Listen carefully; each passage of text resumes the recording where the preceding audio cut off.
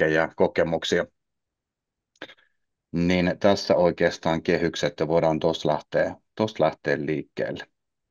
Mutta pidemmittä puheitta, jos me aloitetaan sitten saman tien ja avataan vähän tuosta niin kuin tämmöisellä avoimella keskustelulla, että mitä se perehdytys nyt sitten oikeasti niin kuin on, mitä se pitää sisällään ja mitä ajatuksia sulla, Anne, siihen? Pystyykö tuommoiseen vastaamaan? Mm. No sitä voi niin kuin, lähteä ajattelemaan niin kuin määritteenä, että mitä se perehdytys itse asiassa niin kuin tämmöisenä määritteenä tarkoittaa ja se, että mikä sen tarkoitus ylipäätänsä on. Ja se, että sitten on tietenkin ne keinot, että miten sinne sitten, miten me voidaan konkreettisesti sitä perehdytystä niin kuin toteuttaa. Mutta ehkä sitä voisi ajatella sillä, niin kuin siltä kantilta, että se perehdyttäminen yleensä, se antaa valmiudet johonkin.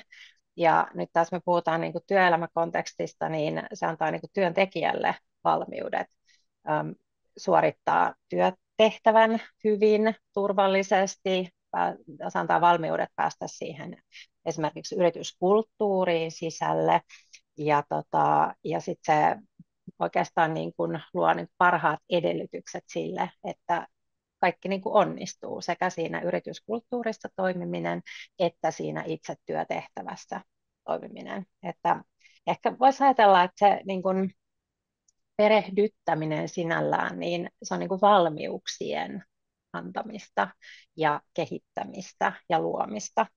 Ja sit siitä tuleekin se monikerroksellisuus, että sitä voi todellakin niin kuin lähestyä eri kanteilta. Että ehkä tämmöinen niin kuin ensimmäinen ajatus. Mitä sinulla tulee perehdytyksestä?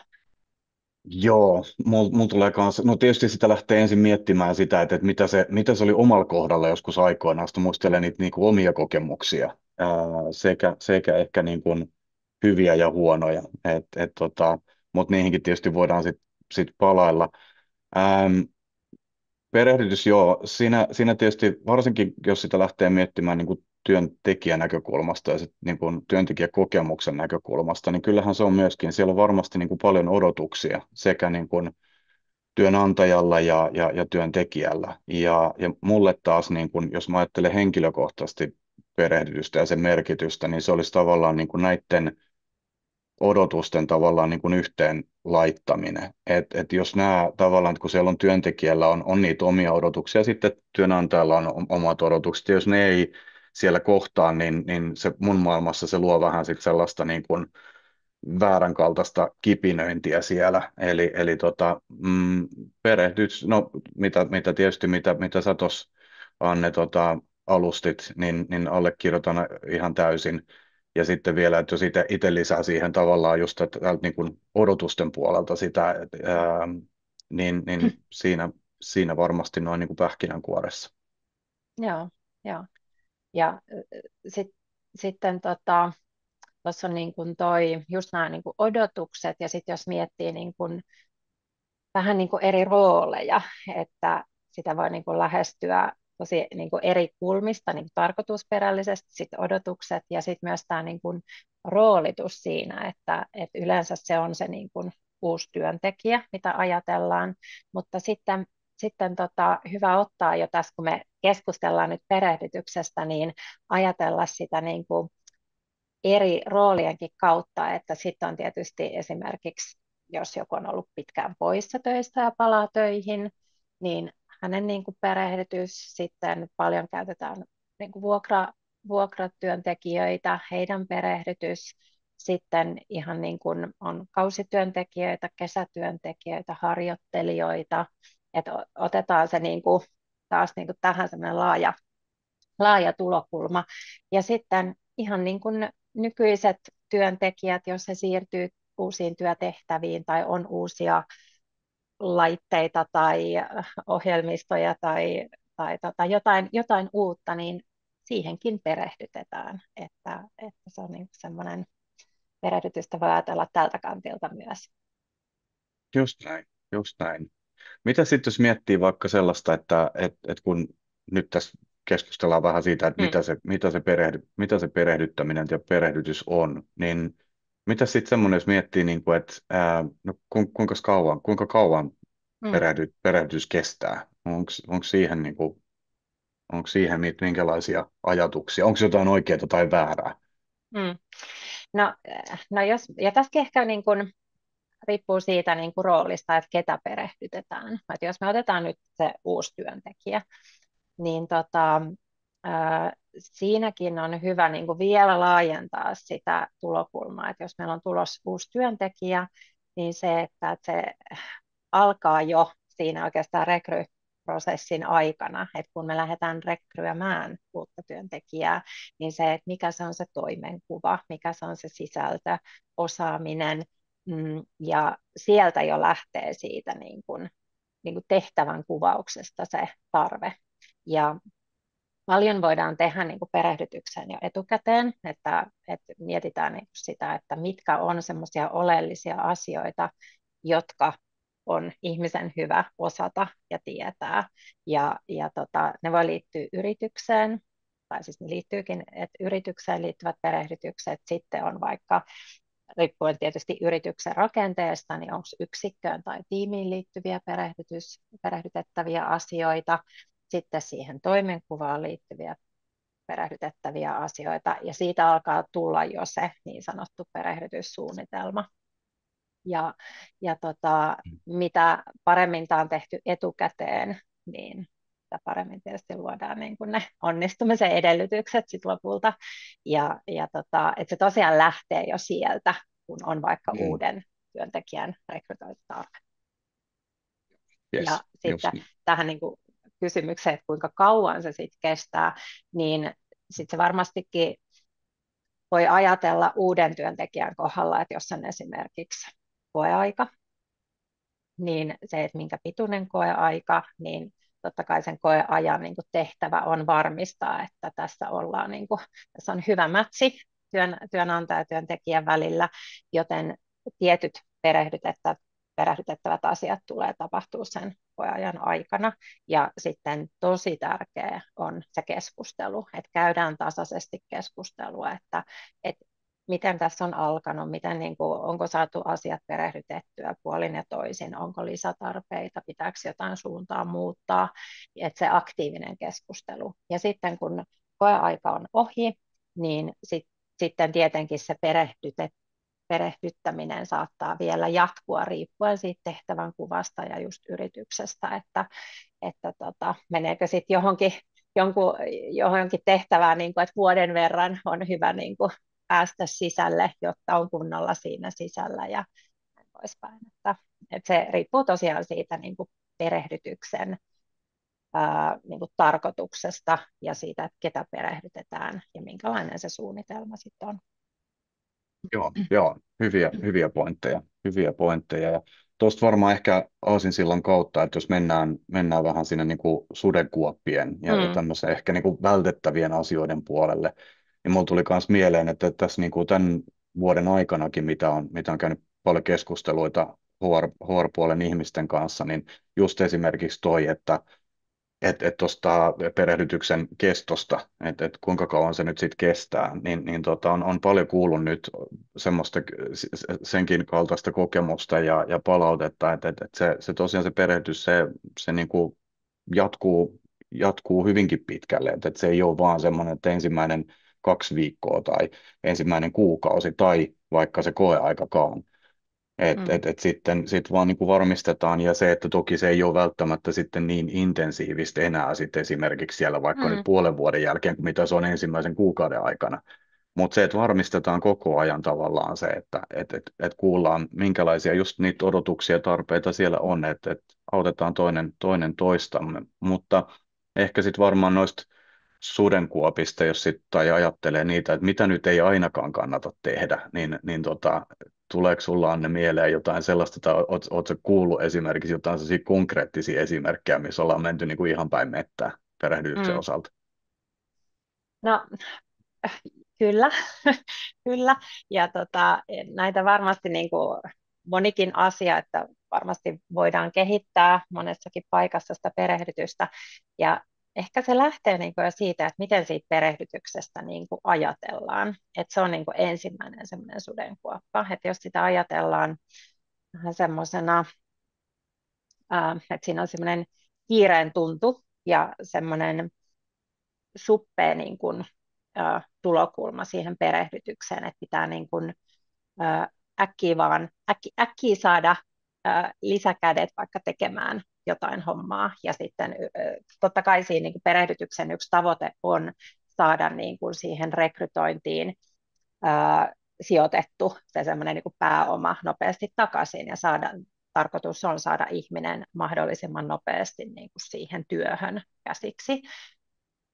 Mutta ehkä se kiireen tuntu saattaa tulla siitä, että ei ole suunniteltu sitä tarpeeksi, ei ole resurssoitu siihen perehdytykseen. Ja se on niin kuin se eka niin kuin sudenkuoppa, että siinä pitäisi ajatella, että siinä on oikeastaan, jos mietitään nyt, otetaan tämä niin kuin uuden työntekijän tulokulma tähän ja hänen perehdytys, niin siinä on työnantajalla ihan velvollisuus huolehtia niin kuin ihan työturvallisuuslakiin liittyen perehdytyksestä. Et siinä on se tulokulma, että pitää ymmärtää, että työnantajalla on velvollisuus niin perehdyttää.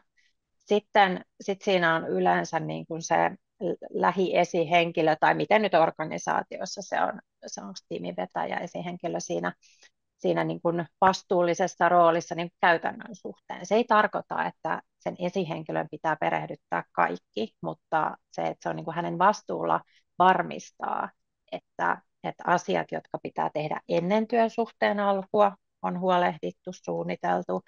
Sitten kun ihminen konkreettisesti aloittaa, että just, että miten siinä on suunniteltu se vaikka ekan päivän, ekan viikon tai ensimmäisten kuukausien tämä perehdytys, huolehtii siitä, että ne oikeat ihmiset, jotka perehdyttää vaikka eri asioihin liittyen, niin he on valmistautunut, heillä on kalenterissa tarpeeksi ajoissa on perehdytysmateriaalit ajan tasalla ja näin poispäin. Ja se, että sitä käydään sitä keskustelua tämän uuden työntekijän kanssa, että ne on oikeasti siellä kalenterissa ja niin sille annetaan aikaa. Ja sitten siinä on myös työntekijän vastuu.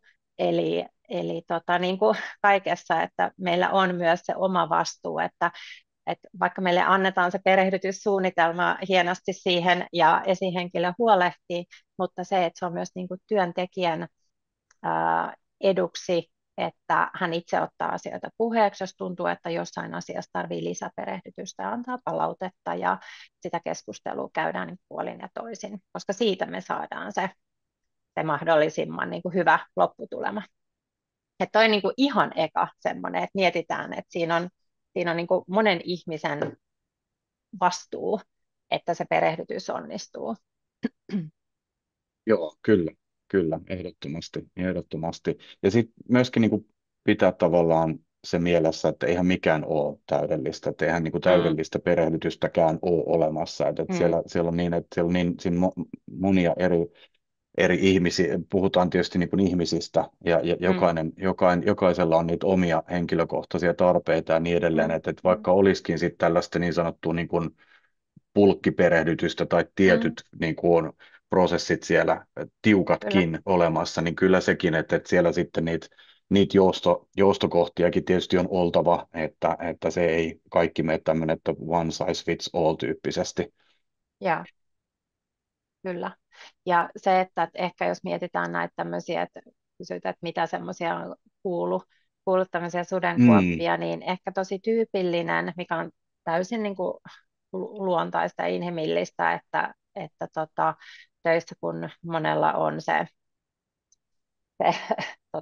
operatiivinen arki siellä painaa päälle, että siihen kun yhtäkkiä, jos tulee päälle se, että pitäisi olla aikaa perehdyttää, niin se luo sitten ekstra painetta.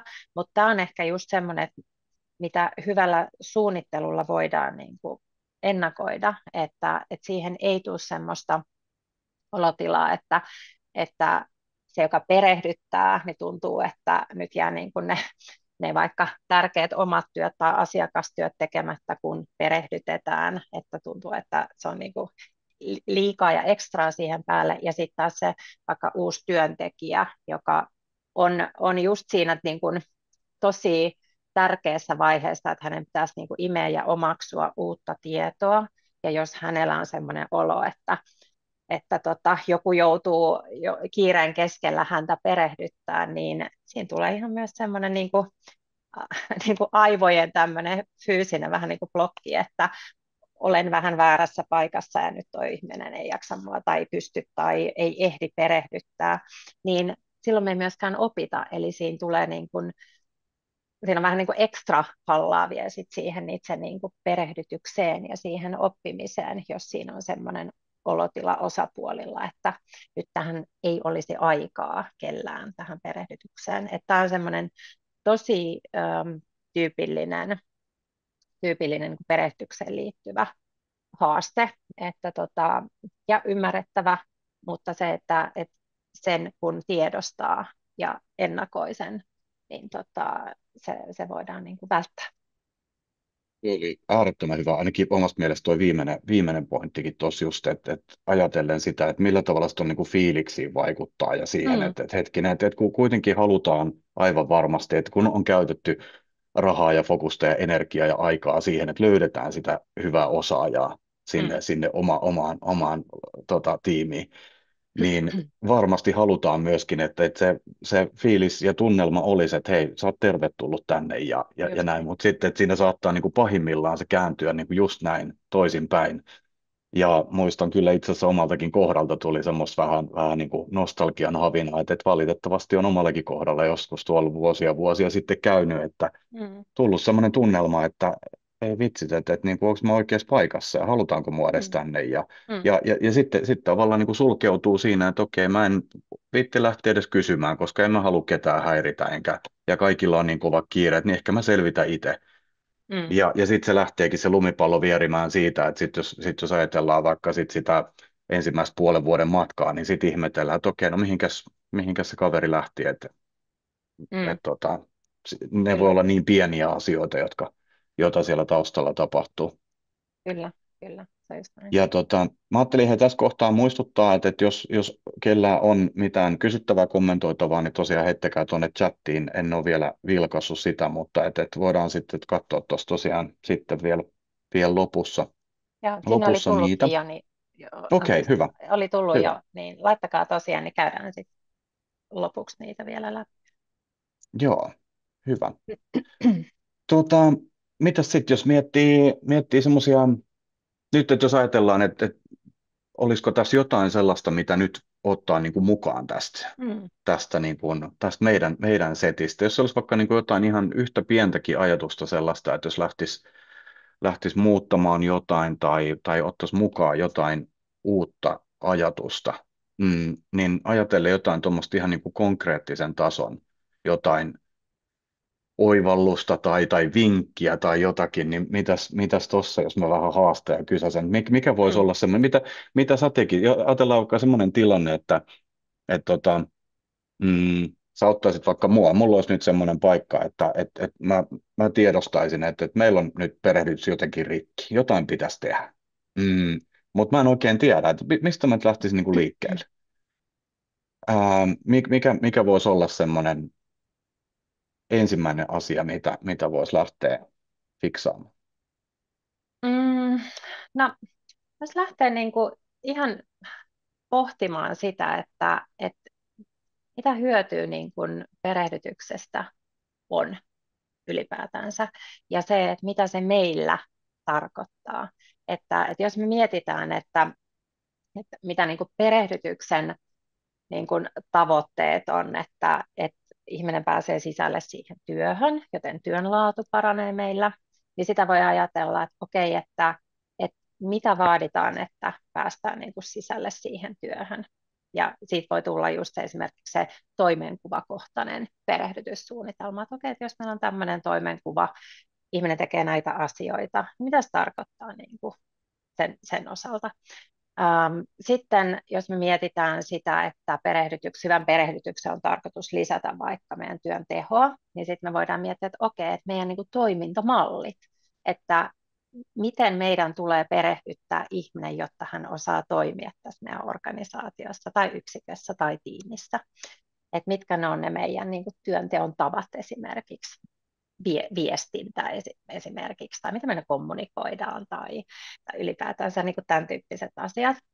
No sitten jos me mietitään sitä, mitä puhuttiin tuossa, että työpaikan vaihtaminen on iso asia, ja siihen niin kuin liittyy paljon tunteita, ja just se, että miten me luodaan niin kuin semmoinen, puhutaan paljon siitä psykologisesta turvallisuudesta, mutta miten me luodaan semmoinen ympäristö ja just ne edellytykset, että ihminen kokee just kuuluvansa siihen yhteisöön ja myös, että hänen aivot on siinä tilassa, että ne imee uutta tietoa ja oppii. Jos ne on kovin semmoisessa valmiustilassa, niin se blokkaa sit sieltä sitä oppimista, niin se, että mitä me voidaan tehdä, että miten me kohdataan ihminen, kun hän tulee, ja se alkaa jo siitä rekryprosessista, ja kun ihminen tulee ekaa kertaa, tapaa tiimiä, tai kun hänet esitellään työyhteisölle, tai että miten me ollaan jo tästä viestitty, että ihminen just kokee kuuluvansa joukkoon ja on tervetullut. Ja tähän jokainen voi niin kuin valmistautua, ja tästä on tärkeää puhua sit yrityksissä, että mitä me halutaan viestiä meidän työyhteisöstä, kun ihminen aloittaa. Ja jokainen pystyy siihen tekemään paljon ja just sen kohtaamisen kautta. Ja sitten se, ja sitä kautta miettii myös, että mitä niin kun, just tämä niin kuin yritykseen liittyvät perehdytykset tai semmoiset yleisperehdytykset, että jotta ihminen viihtyy ja tuntee olevansa kuin kotonaan sitten mahdollisimman nopeasti, niin mitä tästä yrityksestä ja yrityksen arvopohjasta ja kulttuurista, niin miten me sitä niin kuin puheiden ja tekojen avulla voidaan viestiä. Että tässäkin on niin kuin eri kerroksia ja sitä voi lähteä sitä kautta miettimään, koska sitten sieltä tulee ne avainasiat, että kun me tämä saadaan viestittyä ihmiselle, niin silloin me luodaan ne niin kuin onnistumisen edellytykset, että hän pääsee sisälle meidän yhteisöön, hän pääsee sisälle meidän toimintamalleihin ja hän pääsee sisälle siihen niin kuin omaan työhön, mitä hän on tullut tekemään. Yes. Hyviä pointteja, ajatuksia. Ja varsinkin justiin ehkä toi, mitä itse kanssa ajattelee tärkeimpinä asioina, niin on kommunikointi ja se läpinäkyvyys, koska siinähän toki sitten just jälleen kerran ehkä nyt niin kuin palataan sitten takaisin siihen, mitä nostin itse esiin, että justiin nämä niin kuin odotuksiin vastaaminen ja se, että koska sillä päästään tavallaan myöskin sitten niin kuin samalle sivulle tietyllä tavalla, että jos on ollut jotain erilaisia odotuksia ja näin edelleen, niin sit vaan kun alusta lähtien kommunikoidaan selkeästi asiat, tietysti just tämä suunnittelupuoli on hirmu tärkeää, että jos vaan se aika sieltä saadaan laitettua siihen suunnitteluun, niin se tekee jo hyvin pitkän matkan siinä että ei ollakaan kaiken sen kiireen keskellä, ruvetaan keksimään päästä, että mitähän me nyt tässä yhteydessä keksittäisiin. No, mepäs lukemaan vaikka tuolta jotakin omatoimisesti lisää, ja sitten ollaan taas siinä, mistä jo vähän niin kuin puhuttiinkin. Mm. Just näin, just näin. Ja se, että, miettii sitä, että niin kuin monessa muussakin asiassa, niin miettii, että toki vaikka tässä on tämä niin kuin työnantajan velvollisuus, että ihan tämmöinen niin kuin työsuojelu, työturvallisuus, työterveys niin kuin aspekti, että se on tosi olennaista, että perehdytetään ja mietitään se, että mitä tulee osata ja mitä ehdottomasti tulee niin kuin tietää, ja varmistetaan myös se, että ne, jotka perehdyttää, niin osaa myös painottaa niitä oikeita asioita. Ja se, että on myös hyvä, jos käydään niin kuin perehdyttäjien kanssa sitä, tai niin perehdytetään myös perehdyttäjiä, koska se on myös se tosi tärkeä linkki siinä kohtaa, että kun kohdataan sitten vaikka tämä uusi työntekijä, niin se, että vaikka siinä on vaikka se asiasisältö, mikä on tosi tärkeä perehdyttää, mutta se, että siinä on myös se erinomainen mahdollisuus sitä yrityskulttuuria ja arvopohjaa ja toimintamallia ja kaikkea tämmöistäkin viestiä siinä. Että myös tämä niin kuin perehdyttäjien perehdyttäminen olisi semmoinen, mille niin kuin antaisi ajatusta, että vaikka jokainen on oma niin kuin yksilönsä ja perehdyttää omalla lailla, mutta mitkä ne on ne semmoiset asiat, että me halutaan, että välittyy eri perehdytystilanteissa esimerkiksi, ja mitkä me niin kuin halutaan, että se niin kuin viesti menee. Ja sitten myös se, että mitkä on semmoisia, ei vaan semmoisia good to know, vaan mitkä on semmoisia, että meidän pitää ihan oikeasti varmistaa, niin kuin vaikka työturvallisuus tai työsuojelu niin kuin tulokulmasta, että onhan se ihminen varmasti ymmärtänyt tämän asian. Ja se, että mihin vaaditaan myös semmoinen niin kuin dokumentaatio, että nyt me ollaan käyty nämä asiat läpi, mistä nämä löytyy, onko tämä ymmärretty, onko lisäkysymyksiä, koska tietysti niin kuin perehdytettävissä asioissa on myös tämmöisiä niin kuin eri niin kuin kriittisyystasoja, niin johonkin tietoturvaan tai just turvallisuuteen liittyen, niin pitää ottaa niin kuin vielä tarkemmin sit syyniin. Joo, kyllä, kyllä, ehdottomasti. Ja, ja myöskin tuo, niin kuin tuo varmistaminen, että Mm, mitä on myös, ja viimeaikaisia keskusteluita myös ollut, että missä on nyt paljon lähdetty panostamaan just muun muassa niin kuin siihen tavallaan tämän perehdytyksen onnistumisen varmistamiseen. mm, Eli, ja miten se onnistuu, niin hyvin yksinkertaisella tavalla kysymällä. kyllä. Ja sen kysymisen voi toki tehdä kasvotusten, sen voi laittaa sit sinne prosessiin ihan vaikka kyselynä sit niin kuin erikseen, mutta se, että rohkeasti vaan kysyy sitä, että tuossa tuli hyvin mieleen tämä tavallaan tämä training the trainer kaltainen asia, että myöskin, että ei oleteta asioita ja jätetään niiden niin kuin oletuksen pohjalle, että ei varmasti ihan hyvin meni tai osaako tuo perehdyttäjä perehdyttää varmasti osaa. Mutta Mm, kun nämäkin on sellaisia asioita, että eihän me niitä niin kuin pahuuttamme tehdä tai ilkeyttämme tehdä, mm, vaan se on ihan vaan se, että siinä kaiken kiireen keskellä sellaiset tosi yksinkertaisetkin asiat, niin ne jää tavallaan niin kuin hoksaamatta tai oivaltamatta. Ja sitten kun se tulee, että ei vitsi, että olisipa pitänyt mm, kysyä tai varmistaa, niin ihan vaan semmoisellakin 1-2 minuutin jutulla olisi säästänyt niin kuin paljon. Mutta toi varmistaminen tietysti ja ja, kysyminen, että hei, että onko kaikki ok ja onko jotain, mitä me voitaisiin tehdä eri tavalla tai toisin tai näin, niin siinä kyllä. varmasti kyllä. Mä voisin hei nostaa tuossa ainakin, mitä mulla näkyy tässä, niin yksi on jos mä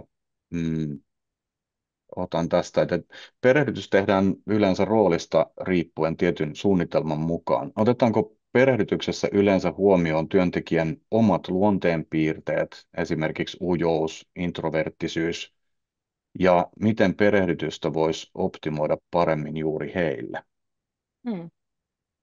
Se on hyvä kysymys, ja tässä tullaankin just siihen, että kun me ollaan kaikki yksilöitä, että ollaan me sitten niin kuin niin kuin missä roolissa, että perehdytetäänkö vai ollaanko siinä niin kuin oppijana niin kuin toisella puolella, niin se, että siksi se semmoinen niin kuin, suunnittelu on tärkeää, koska sitten kun meillä on se tietty niin kuin se sisältö, mikä tulee saada niin kuin perehdytettyä, niin silloin meille jää niin kuin puskuria ja semmoista tilaa siihen niin kuin ihmiseltä ihmiselle kohtaamiseen, että kun meidän ei tarvitse niin kuin miettiä, että onko nyt kaikki tärkeät asiat perehdytetty ja onko sille nyt ollut aikaa ja silloin meidän niin kuin kapasiteetti menee paljolti ja energia siihen, mutta jos meillä on hyvin suunniteltu, on resurssoitu, aikataulutettu, on kalenterissa nämä asiat, niin, ja on vaikka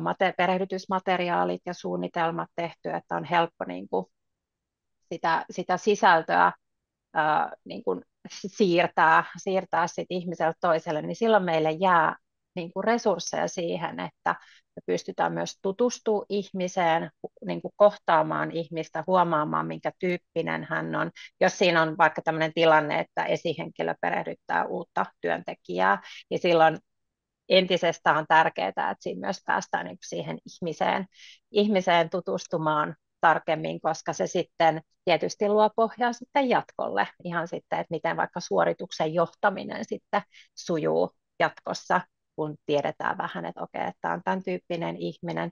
Eli, eli siis otetaan huomioon kyllä ihminen ja nimenomaan just, että yritetään niin kuin oppia ymmärtämään niin kuin, että miten se ihminen kokee nämä asiat.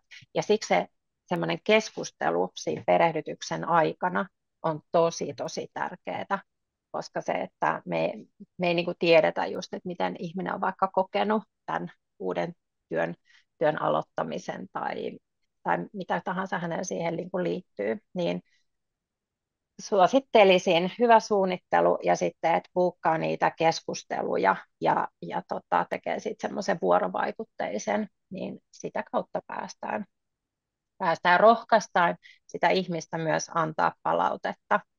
Ja sitten jos tuntuu, että on vaikea niin kuin suullisesti, niin sittenhän voi myös niin kuin kirjallisesti vaihtaa ajatuksia, että hei, että meillä on vaikka tämmöinen niin kuin 2 kuukauden välikeskustelu ja se, että voit laittaa ajatuksia vaikka etukäteen sille esihenkilölle, niin sitten ihminen pääsee niin kuin rauhassa miettimään, vastaille kysymyksiin, miten perehdytys on mennyt, minkälaista palautetta esihenkilö olisi tässä kohtaa 2 kuukauden jälkeen, niin siinä on hyvä sellainen keskusteluavaus esimerkiksi, että on ehtinyt vähän orientoitumaan siihen, että ne ei tule niin kuin Joo, kyllä, yllättäen. kyllä, juuri näin. Juuri näin. Ja mitä tuosta tuli mieleen, niin tavallaan niin kuin tältä omalta polulta, että ollut kans niin kuin, pitkä pätkä esihenkilötehtävissä ja monenmoisia perehdytyksiä käynyt läpi ja myöskin sitten totta kai ollut perehdyttämässä ja siellä tietysti on ollut niitä sudenkuoppia myöskin, mutta mitä sitten myöskin on niin kuin palautteen kautta saanut, mitä mä oon itse pitänyt mielessä oikeastaan niin kuin kaikki nämä vuodet ja mitä on kuullut omilta tiimiläisiltä, niin turvallisuuden tunne, että Mm, semmoisen kun pystyy luomaan, semmoisen turvallisen paikan ja tilan, ja ihan niin kuin alusta alkaen, niin se antaa niin paljon potentiaalia myöskin sit sille, että niitä semmoisia epäkohtia ja korjattavia asioita osataan nostaa ja uskalletaan nostaa esiin. Et pyrkiä myöskin luomaan sitä mahdollisuuksien mukaan toki, että niin kuin on ok käydä sitä keskustelua ja on ok nostaa asioita esille ja ei tarvitse niin kuin tavallaan pelätä mm. ja siinä kun pystytään luomaan tämmöinen tila, niin mä oon itse nähnyt ja mä uskon hyvin vakaasti siihen, että silloin saadaan niin kuin myöskin hyvin pienillä asioilla suurta potentiaalia vapautettua. Se on tosi tärkeä. Ja se, jos mietitään, että se niin kuin esihenkilön roolissa on tärkeää luoda se just tämä turvan tunne ja turvallisuuden niin kuin ilmapiiri, niin se on tosi tärkeää, että esihenkilö itse kokee ensin näin. Ja siihen pystyy just vaikuttaa, että on niin kuin tehnyt itselleen niin kuin just sitä suunnitelmaa siihen perehdytykseen, niin sitten kun esihenkilöllä on semmoinen niin kuin hyvä olla sen perehdytyksen suhteen, että tämä on suunniteltu, tämä on aikataulutettu, tiedän mitä teen, ja niin silloin pystyy myös välittämään sen tunteen sit sille toiselle ihmiselle, sille työntekijälle. Ja just tämä, että on niin kuin valmis ottaa palautetta ja keskustelemaan, niin se on niin kuin olennaista. Lähtee usein siitä omasta myös tunnetilasta Joo, liikkeelle, kyllä, niin siihen, kyllä. siihen miettii, että miten sitä voi edistää ja sitten sitä pystyy niin kuin välittää sit sille toiselle. Ja mä aina sanon niin kuin näissä HR-hommissakin ollut, niin se, että kunhan on semmoinen niin kuin myös aito tahtotila, eli tässä tapauksessa perehtykset, sulla on niin kuin aito tahtotila saada se toinen ihminen sisälle yhteisöön, sisälle siihen työhön, niin silloin se vie jo tosi pitkälle, koska sitten kun halutaan, niin silloin me niin kuin halutaan myös ymmärtää sitä toista, että mitä se toinen tarvitsee tässä tilanteessa, niin se, se on jo semmoinen niin kuin iso askel, joka vie jo itsessään pitkälle. Kyllä, on ihan samaa mieltä. Ja kyllähän tuommoinen näkyy sit, tai no näkyy ja myöskin tuntuu sit Mm, läpitteet, että jos se on sellaista pakkopullaa, että no tuu nyt ja vitsit, kun mitä sä siinä pyörit joo. ja yritetään saada perehdytys vaan niin Mm, kuin alta pois ikään kuin, niin mm, kyllähän se välittyy, mistä vähän tuossa niin kuin jo keskusteltiin aikaisemminkin, että sitten siinä tulee se semmoinen tunne, että hei, et ei mua haluta tänne ja tämä ei ole mun paikka, ja joo, siinä määrin joo, todella joo. tärkeää, että sitten kun se aito halu ja tahtotila sieltä löytyy, niin kyllä se myöskin välittyy positiivisena työntekijäkokemuksena. Ja sitten se, että muistaa, että kaikki me ollaan aloitettu aina joskus alusta eri asioista. Eli me ollaan aina tarvittu, Kyllä, jokainen meistä on tarvinnut sitä perehdytystä, niin voi myös palata sinne niihin aikoihin, että mitä olisi itse toivonut. just näin, just näin. Tässä on, jos ottaa sitten seuraavaan, niin on tämmöinen, meillä on vielä vähäsen aikaa, noin Joo. 5 minuuttia, niin otetaan tämmöinen, tässä on meillä on paljon hyvinkin lyhyessä työsuhteessa käväiseviä kausityöntekijöitä päivistä viikkoon. Miten perehdyttäisitte tällaiset henkilöt? Mitkä on tärkeimpiä pointteja nostaa ja kuinka paljon työntekijälle voi antaa vastuuta perehdytyksestä? Esimerkiksi toimittamalla tietopaketti versus henkilökohtainen perehdytys. Mm, mm. Hyvä kysymystä. Tämä on hyvä kysymys ja varmasti semmoinen aika yleinen tilanne. No siinä voisi myös lähteä siitä, että riippuen siitä työtehtävästä ja just tietenkin tuosta niin kuin ajasta, että kuinka kauan niin kuin, se itse työnteko kestää, niin se, että mikä on niin kuin mikä on niin kuin olennaista. Ja sitten ehkä lähtisin niin kuin siitä työsuojelu, työturvallisuus niin kuin siitä tulokulmasta, että meidän pitää ennen kaikkea tarjota niin kuin turvallinen paikka tehdä töitä. Ja se, että miettii niin kuin sitä kautta, että mikä se on se tehtävä ja se, että jotta pysyy tämmöinen niin kuin työterveyden, työsuojelu ja työturvan tulokulma, niin mitkä on semmoisia tärkeimpiä, että jos on tosi lyhyt niin kuin perehdytysaika. Ja sitten se ehkä just se, että mikä se työtehtävä on, että onko se vaikka asiakaspalveluun liittyvä, niin se, että mikä siinä on tärkeintä. Onko tärkeintä niin kuin kohdata asiakas, niin silloin mietitään siihen, että jos se on se niin kuin minuutti per uuden asiakkaan kanssa, jos se on niin kuin se tärkein niin kuin työtehtävän ydin, niin silloin mietitään, että miten se hoidetaan niin kuin parhaiten. Jos se on joku muu suorittava juttu, että annetaan mahdollisimman selkeät ja hyvät ohjeet just siihen, että tämä varmasti niin kuin lähtee taas siitä, että riippuu tosi paljon tehtävästä ja siitä työympäristöstä, mutta ehkä se niin kuin, ottaisin tässä kohtaa sen työnantajan niin kuin velvollisuuden tarjota niin kuin, turvallinen työpaikka, niin lähtee niin kuin siltä kantilta. Ja sitten se, että miksi se työtehtävä on olemassa, eli mikä siinä on se juju, mikä meidän ensisijaisesti pitää ihmiselle perehdyttää. Ja sitten siellä oli, siis tämä oli ehkä nyt. Sitten oli tämä jälkimmäinen, että no, mitkä on tärkeimpiä pointteja nostaa ja kuinka paljon Mm, työntekijälle voi antaa vastuuta perehdytyksestä, just tälleen niin kuin esimerkiksi toimittamalla tietopaketti versus mm, henkilökohtainen perehdytys. mm. No tässäkin niin paljonhan voidaan tehdä niin kuin etukäteen, jo se, että ennen kuin ihminen aloittaa, että jos on joku tietopaketti, minkä pystyy antaa, että ihminen pääsee jo vähän orientoitua, että mihin mä olen menossa töihin ja just siitä kulttuurista tai että mitkä on semmoisia asioita, jotka hänen on niin kuin hyvä tietää, jotta hän pääsee jo siihen tietyllä lailla sisälle.